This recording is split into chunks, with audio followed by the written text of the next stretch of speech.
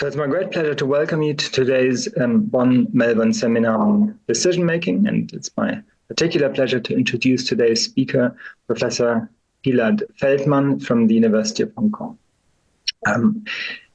Gilad studied or did a PhD in the University of Hong Kong University of Science and Technology on cognition and consequences of the belief in free will in 2014, then spent a good year as a postdoc at University of Illinois in the US. He also spent some time at Maastricht University in the Netherlands before returning to Hong Kong in 2017, where he is currently tenure track assistant professor in the Department of Psychology. His research interests are fairly widespread. They include judgment and decision-making, heuristics and biases, but also altruism, choice, agency, morality, and others. And as many of you will know, he also is strongly involved in open science and meta-science. And it's my great pleasure to hand over to him now. Gilad, over to you, and we're really looking forward to your presentation. Thank you for joining us. Terrific. Thank you very much. Happy for this opportunity. Every time I get an invitation to talk to people in my field, it's a special treat because I don't get to do that very often. I try and spend as much time as I can going around the world and meeting people from different fields and talking to them about all sorts of issues facing society and how we as scientists can do better. And I think many times, rather than going and talking to other people in the field, all the stakeholders that we have in public and telling them what is it that we do in science and what they should do in decision-making, judgment decision-making, behavioral economics, and so forth, I especially enjoy talking to researchers about how we can use our research in order to look inwards, look into what is it that we do and how we can improve what we are offering, what we're doing, how to increase our credibility, given all the challenges that we have. So in the spirit of open science, you can see the barcode here or this link, and it will also appear over here on the right. You can download all the slides. I prepared a lot of slides. This is stuff that I give throughout a whole semester. So you'll see a lot of case studies in hidden slides. Of the many slides that I have, I think like 150 or so, I chose a subset of the most well-known stories. Some of them you might be familiar with. So for some of you, this may not be new, but I'll try and make this a little bit more interesting. And I added a few things that I have not presented before.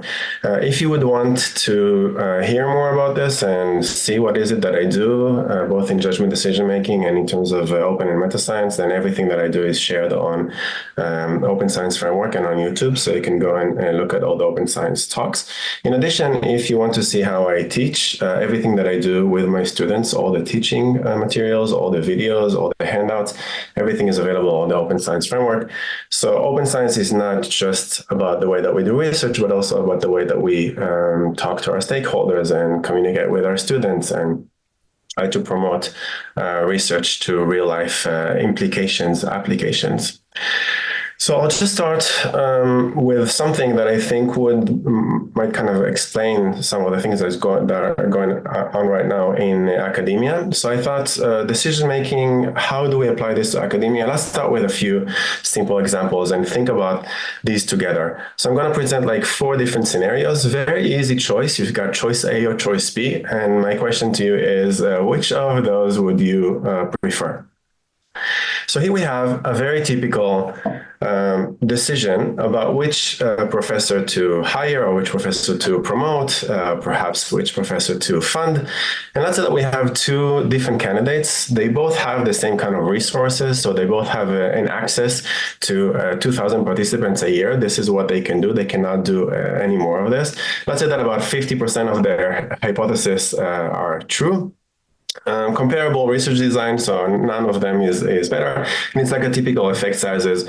And we assume that they don't do any questionable research practices or any p-hacking. And let's say that in the last 5 years, we have candidate A here. that published 33 statistically significant papers, and we have candidate B that published 21 statistically significant papers. Which of the two candidates will your department hire? And this is something that I see all the time when we at the University of Hong Kong are facing decisions which ones to hire. This year, I'm also faced with the personal situation of being evaluated for tenure. So will I get the tenure or not get a tenure compared to how the university assesses other researchers remains to be seen. I'm waiting for a response. I really don't know, but you can try and think about these two candidates. Which of those two would you prefer if you only have the one position? I'll keep going with this. I'll give you more choices like this. So let's say that we have two candidates. This time, the candidates kind of differ on the way that they publish. So candidate A publishes 10 high impact factor publications, but these publications are not pre-printed, there's no pre-registration, there are no materials, data, or code sharing, but they're very high impact publications in terms of impact factor for the journal. Candidate B publishes 10 diamond open access, but relatively low impact factor publications in terms of the journal is low impact factor or doesn't have impact factor at all. But he does this in a slightly different way. All pre-printed, everything is a registered report. We'll talk about what registered reports are, but if you're not familiar, then it just means a peer-reviewed, expert peer-reviewed pre-registration with all materials, data, and code shared. So which would you choose, candidate A or candidate B?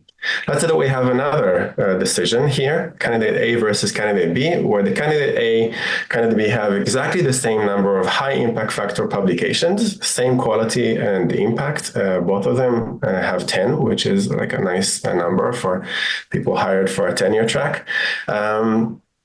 But one of them has a PhD from an Ivy League university, prestigious university. And then candidate B is from a accredited university, but a far lesser known university. Which one of the two will your university hire?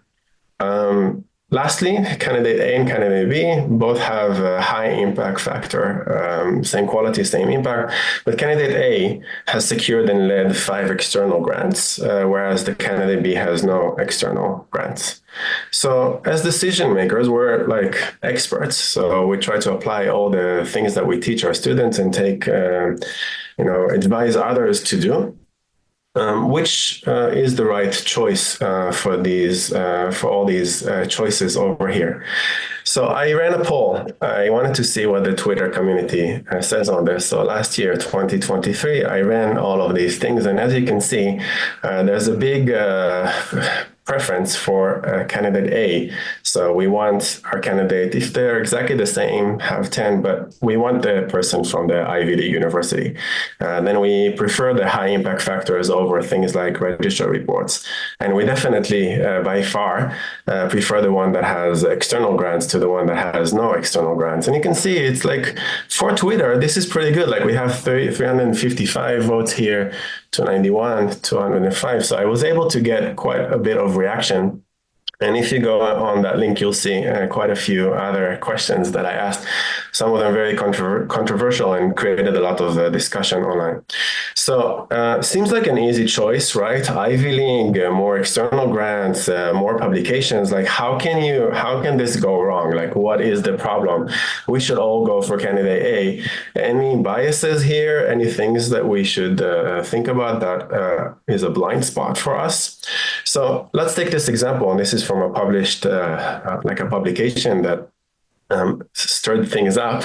If you consider that they have the same kind of resources, that they have 2,000 participants each year, what it means to publish 33 statistically significant papers compared to 21, it means that the studies that they conducted had far less participants per condition, because the number here is fixed. So although this is 33 statistically significant papers, it's only 25 per condition.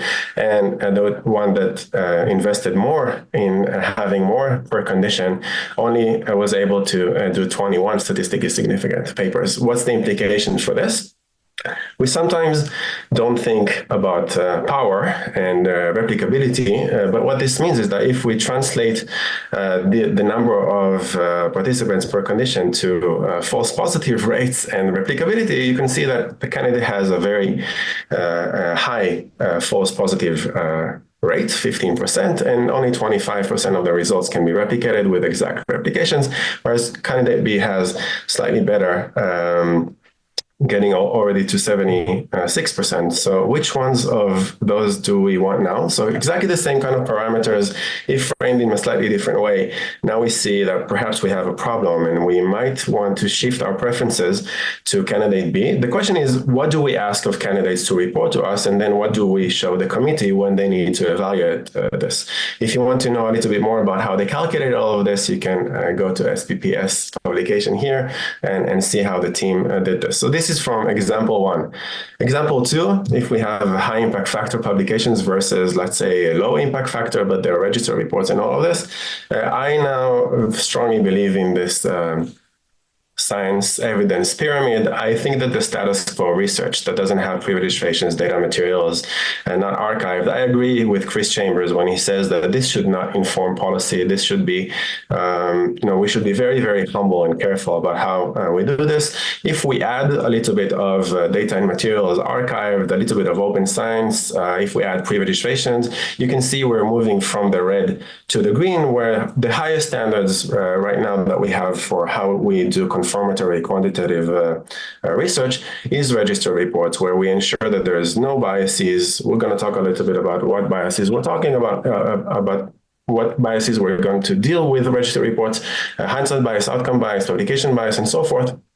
But what's important to know is that register reports offer more credibility. If everything is open, it's more verifiable, less biased, and it's a lot more useful for others because they can take our materials, data, and code, and then also build on top of that. So a lot more useful. So I think science needs a lot more of candidate B rather than candidate A. Who cares about high impact factors? They're prestige that we bestowed upon these journals, and we can as easily take this away from them should we decide to ever do that. And there are some initiatives that are trying to shift from these for-profit publishers and the prestige model that we created over the years. How about this one, Ivy League versus not Ivy League? Just consider that they both achieved exactly the same thing, but it's a lot easier to achieve this if you come from an Ivy League university. So if you're not from an Ivy League university, just think about all the things that they had to do and overcome in order to achieve the same thing that the Ivy League university candidate did. So is this right that we prefer the Ivy League university candidate? They had to do a lot less in order to achieve the same kinds of things, just looking at the resources and the prestige reputation that is available to them in order to get past this gatekeepers and the publication model. Similarly, here in terms of external grants, so you had all this money, you got 5 external grants, but you achieve exactly the same thing. You still have 10 publications. So to achieve the same high impact publications, the same quality impact, one person was a lot more efficient, was able to do this with no funding. So why did the other person need the 5 external grants? Is this the kind of efficiency that we want to promote? So perhaps we want to think about what is it that we're promoting on the folly of hoping for A, rewarding B. It's kind of misaligned in the way that we think about how we do hiring, promotion, and other things. So whenever I'm introduced, it's not like I come from an Ivy League university. It's not that I publish in all these, Science, Nature, PNAS, and all this. Many times when I'm compared to other candidates, I am that candidate B, and I don't really understand the biases that we have towards candidate A. At the very least, I would expect them to be somewhat equal, but I hope that some of the reasoning that I gave you would give you kind of a reason to think about perhaps candidate B would be a better candidate here.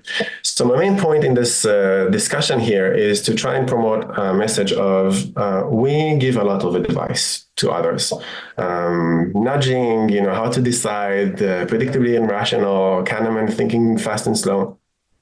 filled with advice for others on how they can overcome their biases, or at least be aware of them so that they can activate a slower system or deliberative system to kind of take things slowly and hopefully to be able to arrive at a better decision making in order to increase their well-being, happiness, financial, medical, and so forth. But we very rarely take a moment to consider what is it that's happening in academic institutions? How do we evaluate each other? How do we decide on hiring, promotion, funding, and so forth? And does this make any sense? Do we implement the advice that we give to others on ourselves? In 2015, Chris Chambers, the same Chris Chambers from the register reports and the evidence pyramid that I just showed you, came out with this book, The 7 Deadly Sins of Psychology. It's a wonderful read. I think there's already a lot that we updated since 2015 in the last 9-10 years. But I think a lot of these things still hold, and we have not learned as much as we could have from this. And I like this sin of bias, one of the sins, outcome bias, confirmation bias, publication bias, hindsight bias. We have a lot of evidence from judgment decision-making, behavioral economics, telling us that these biases exist. And yet we have not done very much in order to try and address these. And at the beginning, it was psychology, but over time we understood it's not just psychology, it's science. So 2015, it was the initial replication failures coming from social psychology, but with time, like two years ago, cancer biology and the rest, we were hoping for a certain rate of replicability and reproducibility, but then we realized that we have a lot of challenges. And I think especially given the pandemic, global warming, and a bunch of other things that we are facing right now, we need more credible science, and we need to make sure that we don't suffer from these outcome bias, confirmation bias, publication bias, and hindsight bias. So I'm going to be talking about a few case studies. I hope that you're familiar with some of them. If not, there's a lot more information on this, and I'm happy to share more on any of these. I'll start with something simple, another classic. So this is from one of the earliest papers in behavioral economics, judgment decision-making, from a paper by Kahneman and Tversky in 1971. So suppose that you run an experiment on 20 subjects and you obtain a significant result, which confirms your theory. And then you've got this p-value lower than 0.05. And now you have the opportunity, the cause to run an additional group of 10 subjects. What is the probability that you will obtain the result significant by a one-tailed test separate for this specific group, for the 10 subjects? So what they did is, and I think they had they enjoyed this a lot, going to statistician conferences and showing that even statisticians, when faced with this kind of dilemma, get this very, very wrong. The reason why I'm showing you this, you can think about what your estimation of this probability is. Nowadays, it's a little bit clearer what the answer to this should be, but I would say like 10 years ago, especially back in 1971, it was not taken for granted, and I'm going to show you exactly why. One case study that involves an entire domain in social psychology is what is being referred to as social priming. So we've got hostility priming, commitment priming, honesty priming, intelligence priming, depth priming, and this typically involves activating all kinds of concepts in the mind using tasks like unscramble sentences, recall, contemplating all sorts of things. So we've got classic papers with thousands of citations by Sewell and Wire, 1979, and we started to do a lot of replications in the last 10 years. In the case of Sewell and Wire here, the hostility priming, we actually did two mass, very, very large scale replications, when in the first one, we already indicated some problem, but then people pushed back on this and then said, of course, you did a direct replication. Of course, this will not work. You need to adjust all kinds of things. So the second one was once again, very, very large, but then with the help of priming researchers, and once again, a big failure. So looking at all of these case studies, some of them have led to all kinds of associated with all sorts of issues regarding reporting fraud and questionable research practices and so forth. All of these indicate failures to replicate. Now, this is all very interesting. I can give a whole semester about each and every one of those, but the reason why I'm putting this up is because of this guy who I owe a lot. A lot of my career is based on his work, passed away, unfortunately, earlier this year. Daniel Kahneman, considered one of the greatest psychologists, perhaps of all times, the only person to win the economics equivalent of the Nobel Prize. This is what he wrote in Thinking Fast and Slow regarding social priming. So he was marveling social priming, and then he wrote, disbelief is not an option. You cannot not believe in social priming. The results are not made up, nor are there statistical flukes. This is not just, an anecdote. You have no choice but to accept that the major conclusions of these studies are true. When I first, I remember listening to this as an audiobook when I was in Maastricht during a night, when I went to a night gym and all this. I had to really stop the run in order to sit down and listen to this very carefully. I have the benefit of hindsight, knowing that these things don't replicate, but he wrote this in 2010, 2011. He did not know what's going to happen with social priming. So it's just interesting that he was taken with this.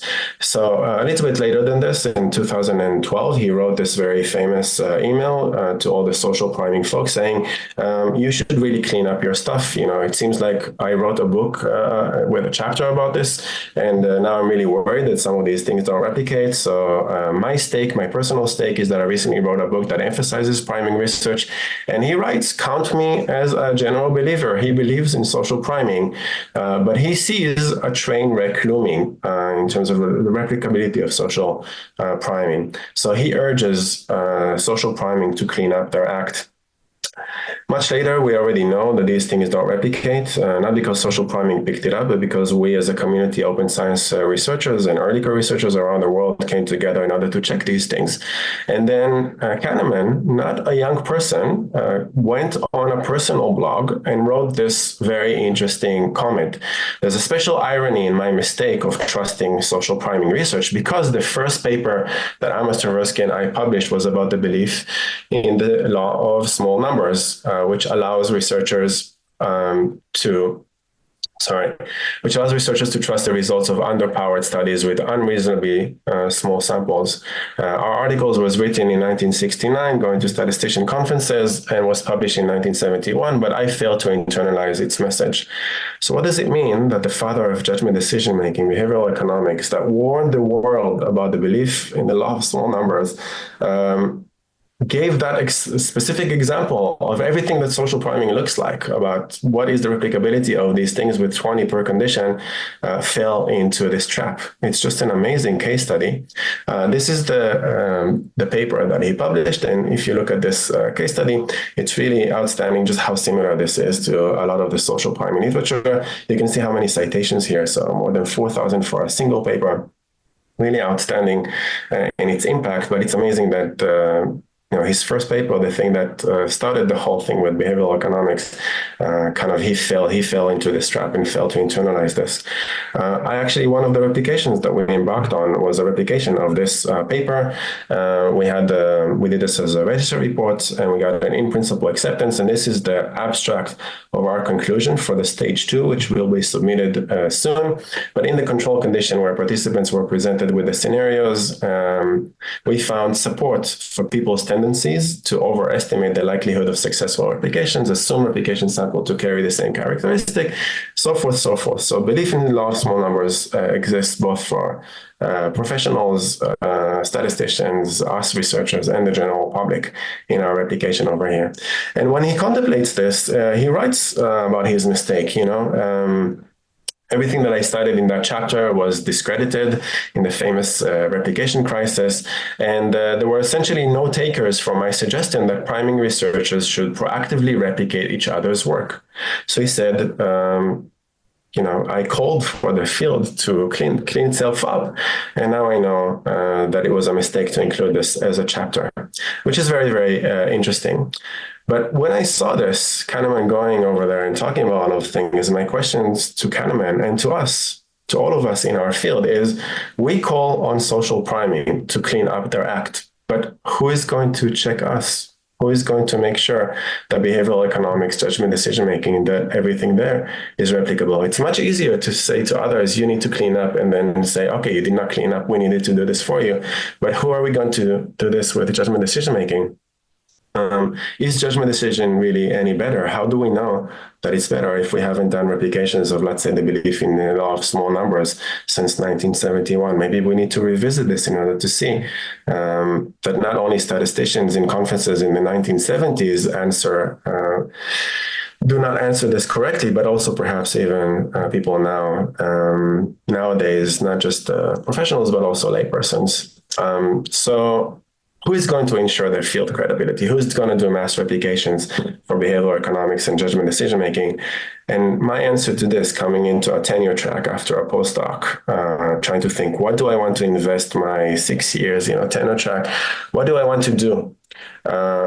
So I decided I want to be the person who is going to revisit, check everything, make sure that everything is credible. And I can't do this alone. And I'm an early career researcher. I was a first-year assistant professor. What am I going to do? I wanted to recruit as many early career researchers and students as I can around the world to work on this with me. So you can see here our team. This is the core team. You can see all the thesis students that have worked with me. So over the years, more than 45 of them recruited around the world. So I go around and I give a lot of workshops. And from all over, you can see a lot of people, also from Germany, and a lot from UK, but going all the way to Brazil, including Asia. So different representations from different places in the world, and all of them are early career researchers. Some of them masters, PhD, perhaps a postdoc, that kind of thing. And in addition, I also ran things in my courses. So all the students that went through my courses, about 390 of them, did replications and extensions as part of the course requirements. How many did we finish so far? So after 6 years of doing this kind of thing, we did replications and extensions of about 150 of these classic effects. 80 we did as pre-registered studies. So we wrote the pre-registration, and then we conducted the data analysis, and then we had written reports, and only then we submitted these to journals. But more recently, in the last 2-3 years, we've done everything as registered reports. So about 40 of those. So first we send the pre-registration to the journal, then we get some feedback, and only after the in-principle acceptance do we proceed to go for the data collection. In addition, because of this mass collaboration, we needed to start a lot of templates, not a lot out there regarding replications. So we have a lot of collaborative guides, a lot of templates. So if you want to do similar things in your university, in your lab, it's now much easier because you can just take ours or join us in making those better. And in addition to that, we also ran some assessments. So what kind of impact have we had? It's led to something like 45 plus publications, a lot of in-principle acceptance, many under review. So this team works well together. It takes some time for this impact to rise, but you can see that it even has a Google Scholar. The team's Google Scholar, so you can see it's kind of like increasing every year in our ability to get these done. Just to show you what the publication model looks like, all these, so let's say the first year where we got any publications, it's 2021, you can see that the model is that all these underlined names are my students, undergraduate students, some of them second to fourth year, and then first is the early career researcher, and then teaching assistants and me trailing at the back. So you can see when you've got lots of students and you've got early career researchers helping you to bring this to publication, and you've got great teaching assistants, then it becomes a lot easier to have this kind of impact. And we were able to get the replications, to my surprise, into some terrific journals, some of them very reputable and unexpected. So JESP is kind of reputable, some of them economics, a journal of economic psychology, this kind of thing. So we just tried many different journals to see which one would be winning.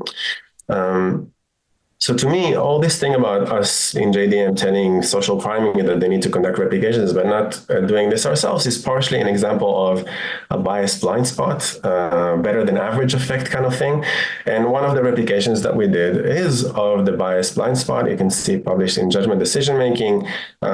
So we ran this, and then it got, this is one of our first replications. So you can see 2019, it made some news. about good news for science, bad news for humanity, bias, blind spot, just replicated. And then we also did this for other classics, like people think that they're better drivers than others. So a classic Svensson, 1981, and so forth. Finally, we have a lot of replications about better than average effect, lower than average effect. We've got all these kinds of things. So if you want to know more about that, but just generally, just thinking that we're better than others and not checking ourselves all the time, not having the humility, the caution, process in line in order to ensure that we're really well calibrated and aligned to what our expectations should be. I think this is one very big takeaway that we should take from all of that, including the Kahneman case study. So whenever we go to others and tell them that they should do something, we should also first ask ourselves, are we doing this in our research, in our domain? I'll move on to hindsight bias and outcome bias, very famous classic studies, two very prominent figures also in judgment decision-making. So Baruch Fischoff is a big name, and you can see here this classic from 1975, the differences between hindsight bias, between hindsight and foresight. So in hindsight, things are a lot less surprising. But then it's a bias. So you can see very high citation rates, very interesting how this changed the field. And I think a lot of the advice that we see in all these books is to register your predictions, make sure that you're calibrated to these predictions and that you don't deviate from them, and that you don't look at the outcome and then think of what is it that you thought from before the outcome appeared. Similarly with outcome bias, so whether you have a positive outcome or a negative outcome affects the way that you perceive the decision, the way that you evaluate the decision. So I was actually very curious to see whether we're able to replicate these two studies. And one of the adjustments that I do, I run this in classes with my students, is that I actually ask people, I give them two conditions, so they're randomly assigned to two conditions, and then some of them is foresight and some of them hindsight. So basically, I do a replication of hindsight bias by manipulating hindsight and foresight regarding the replicability of hindsight bias. So I would give them something like a scenario like this is what Fischoff found, but the outcome was that this was a failed replication. Try to ignore this answer as if you don't know what the outcome is, and then based on your intuition, what do you think the replicability is? So here you see the outcome, here you don't see the outcome, just based on intuitive estimation of what the replicability is going to be like. And we've got like an hypothesis here. In terms of positive outcome and negative outcome, these are replications that we really ran. So let's say Baron and Hershey 1988 regarding outcome bias, and I'm explaining to the participants what outcome bias is, and I'm telling them to ignore the failed outcome or the successful outcome, and then I'm asking them to estimate these sort of things. When I run this in the classroom, you can see the Mentimeter over here. It's already very clear to see that people have hindsight bias and outcome bias. So in terms of positive, negative, positive is evaluated as higher quality, higher many things than the negative. And then whenever you have the outcome that is negative compared to no outcome, then it really shifts your evaluation of things, the quality, how surprising things are, and so forth. So we published this kind of thing. The first two replications were of hindsight bias, outcome bias, but then in the third study, we were a little bit worried of people telling us that it's not interesting to see that hindsight bias replicates. So we thought how to demonstrate to reviewers that actually they might fall into the trap of hindsight bias just by telling us that this is not surprising. So we ran a third study where we found strong support for hindsight bias regarding the perceived likelihood of our replication of hindsight bias. And you can see how foresight compared to success, positive outcome compared to negative outcome shifted the evaluation of the probability of the successful replication. So just without any outcome, 65%. If we say the outcome was successful, it goes up to 73. If we said the outcome was negative, it goes down to 52. So there was lots of implications for this. We knew it all along kind of thing. We disagree on what we replicate. Just seeing the results already shifts all sorts of things about how we evaluate things. So I think there's lots of ways in order to address this kind of thing. Register reports that we try and do. are very, very important in addressing the outcome bias, because you have an in-principle acceptance before the data collection. And let's say that you already have data collection, you submit this to a journal. Some journals, not enough of them, but some are saying we're going to blind the reviewers to the outcome so that it doesn't affect their evaluations of whether this was a good, rigorous study or not. We also had the successful replication of the outcome bias. So you can go and read a little bit more about that. So this is also very successful. And once again, very similar conclusions to hindsight bias. We need to do more register reports and outcome blinding and so forth. Now I'm going to move into the domain. I think it's going to be the last one, domain of nudges. How about nudges? So what can we do regarding nudges? Do they work, not work? If they work, can we use them in order to change things? So let's start from the default effect here. So we've got another very prominent figure. This is, I think, one of the most famous figures in the history of nudges. So we've got the opt-in, opt-out, the default effect. And what's interesting about this is that here we see all the countries that have opt-out, and here the countries that opt-in. So the countries with the opt-out have much higher rates of registering as organ donors. And this has been again and again, including in Nudge, the first edition, communicated is defaults are amazing in order to get people to register more as organ donations. Here's a little bit from Richard Thaler in November 2021 in an update. So I hope you can hear this. Let me know if not. It is not sign some form. Now, most of you are young. Imagine what inference your parents would take from your failure to fill in some form. Probably none. And that would probably be accurate, right? Our failures of omission are not very telling about our underlying preferences. Well, does presumed consent save lives? No. So the bar on the graph is organs transplanted per 100,000 deaths. In opt-in countries, the one on the right is opt-out countries. The higher is better. This is the real graph. It's not famous, but this tells us the right answer. It is. Yeah, it's not famous, but it tells us the right answer, which is exactly the opposite from the previous answer. It's amazing to see that kind of thing. This kind of reversal, and I don't know why this is not updated more, but in the Nudge final edition that they published a year or two ago, they tried to update this.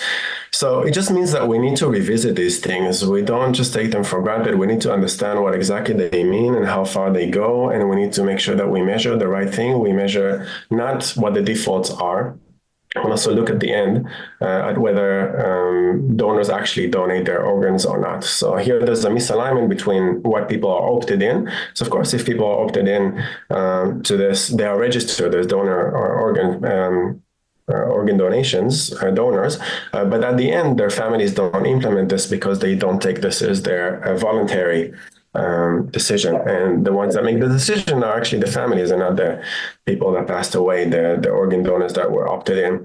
So we did a bunch of replications about default effect, and not everything works. So the classic from Johnson and Goldstein, 2003, replicated but a lot a weaker effect. But when we contrasted the defaults versus framing, we got a very different picture than what they got in 2002. So we need more and more replications of this. Defaults are still considered to be one of the biggest effects in nudging, but meta-analyses really show with some publication bias adjustments that the effects are a lot weaker from moderate to non-existent. So we really need to do more replications and understand exactly what happens with default effects, especially not just the lab, but also in the field. So how is this related to what I want to talk to you about is I try and use defaults, assuming that this works, and this is really the strongest nudge. Can we shift people's preferences or understand people's preferences for open science, for register reports, for pre-registration, for data sharing, and so forth? So I ran this as an exercise in some of my workshops, in some of my courses, and you can see here that having no open science default policy Having an open science default policy for no, or having no default policy, or having a default for yes, shifts things up. Most of the people who attend my workshops tend to be open science folks, so the no default and yes default seem to be about the same. But if you tell the people that the default is not doing these things, then you can see that a lot more people are not following the open science practices. I also did this within subject design, and you can see the big contrast here between what happens when you don't have a default, or you do have a default, to when you have a default of no. And unfortunately, in places like my university, the students, postdocs, the early career researchers have a strong default for no. So we say just let's verify the nudging literature, and then we can implement what works. So my initial solutions is to open up as much as possible, share as much as possible, and incentivize people to check what it is that we do, calling others all the time to come and visit us, to tell us where are we biased, are we doing a good enough job. So we're doing a lot of assessments. At the beginning, we started by doing assessments of other people, but with time, since 2020, we've started doing assessments of our own work. So each year, the students of that year assess the work of the students of the previous year. And then we also have some incentives, which is this initiative that I have on my website, Check Me, Replicate Me. So I invite students and you to check my work. And if you find a bug, if you find some issue, for a small issue, it's $5 US, for a big issue, $50 US. So I think it's important that we communicate that we want our work to be replicated. We want others, the community, to help us check ourselves and make sure that there are no errors, so we don't have issues like misunderstandings and all sorts of things that the world thinks work, like social priming, but actually in practice does not.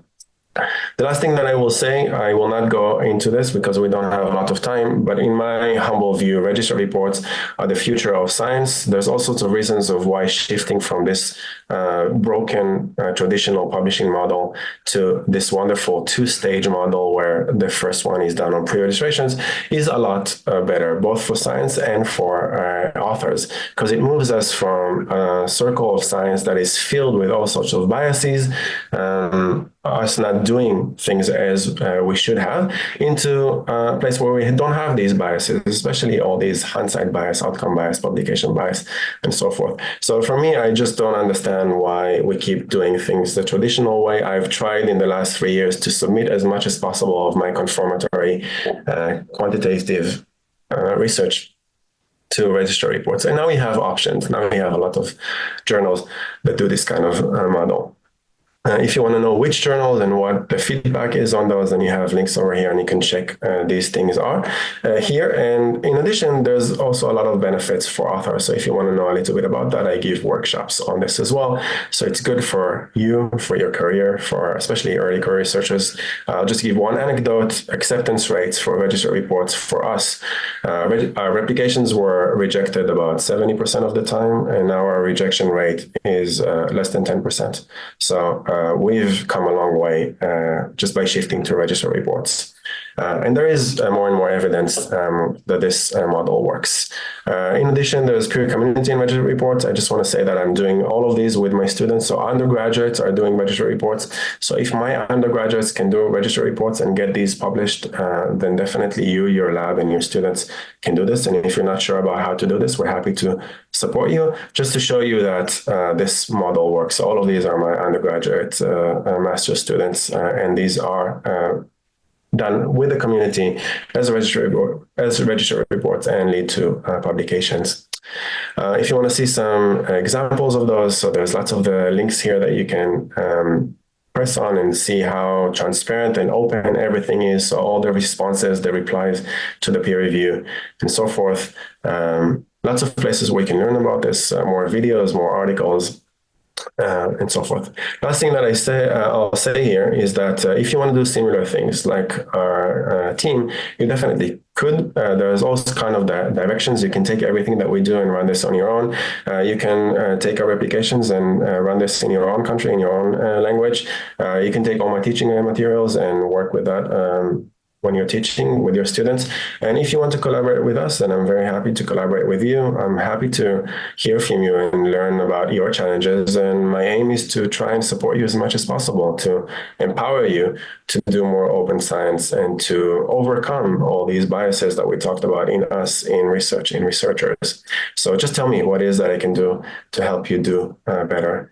Everything that I talked about, all the things regarding the team, the biases in research, open science, meta science, everything is on my website. So you can scan this and go to my website. Feel free to contact me if you're a student or an early career researcher. Some of early career researchers and students are scared of contacting professors. Please don't be. I'm very happy to hear from you. Even if I'm too busy, I'll respond and I'll maybe connect you to some other in the team. But if you have a question, please do reach out.